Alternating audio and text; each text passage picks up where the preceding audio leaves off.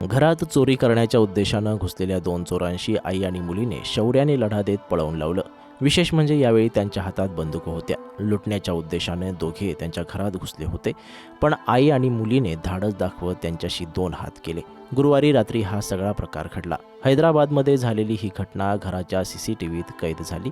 यानंतर हा video social मीडियावर व्हायरल झाला असून मायलेकींचं कौतुक केलं जात आहे। पोलिसांनी त्यांचा सत्कार करत शौर्य दाखवल्याबद्दल सन्मान केलाय। 42 वर्षीय अमिता मेहोत आणि त्यांची मुलगी गुरुवारी दुपारी घरी होत्या। 2 वाजता घराची बेल वाजल्यानंतर मोलकरणीने दरवाजा उघडला।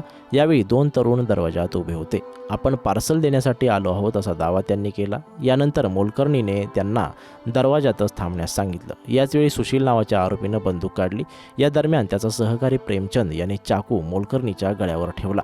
यानंतर दोघे जबरदस्ती घरात घुसले आणि सर्व मौल्यवान वस्तू आपल्याकडे सोपवण्याची मागणी केली, पण त्यांना आपल्यासमोर काय वाढून ठेवलं आहे याची कल्पना नव्हती, कारण धाडसी मायलेकीनं त्यांच्यावर हल्ला चढवला।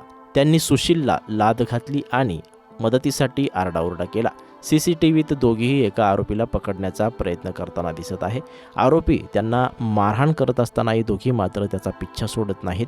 त्या देखील त्याला जोरदार प्रतिकार करत असल्याचं व्हिडिओ दिसत आहे। यानंतर मात्र अखेर आरोपी गेटमधून पळ काढतो। दरम्यान शेजारी प्रेमचंदला पकडतात, पण सुशील पळून जाण्यात यशस्वी होतो, पण काही वेळानं त्यालाही पकडण्यात यश मिळतं। पोलिसांनी दिलेल्या माहितीनुसार दोघे आरोपी 1 वर्षापूर्वी या घरात कामाला होते। अमित यांनी दिलेल्या तक्रारीच्या आधारे पोलिसांनी गुन्हा दाखल केला आहे। दरम्यान अनोखं धाडस दाखवल्याबद्दल पोलिसांनी मायलेकीचा सत्कार केलाय। यावेळी पती आणि वडील उपस्थित राहून हा क्षण डोळे भरून पाहत होते।